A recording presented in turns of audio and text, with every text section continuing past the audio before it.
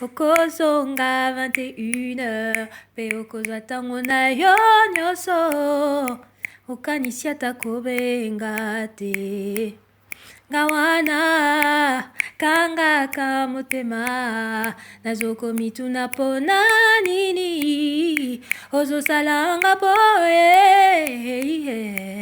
depuis okenda opoyi nayebisa yo face à face nakomi mokanda oyo mpona koyebisa yo eloko nalingaki tozala elongo me okosinga mpo olingi moto mosusu osalinga nini tala oyo osali ngai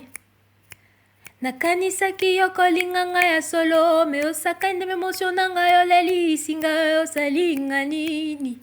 nazokoka te pasi eleki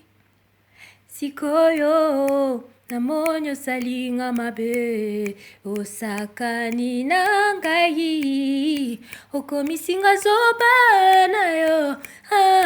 omikosi soki okanisaki na koyeba te kozalaki kokosa ngai komokoki osalanga boye depuis okenda oboyi nayebisa yo face à face nakomi mokanda oyo mpona koyebisa yo eloko nalingaki tozala elongo me okosinga mpo olingi moto mosusu osalinga nini tala oyo osali ngai nakanisaki yo kolinga ngai ya solo me osakani na bemotio na ngai olelisi ngai osalinga nini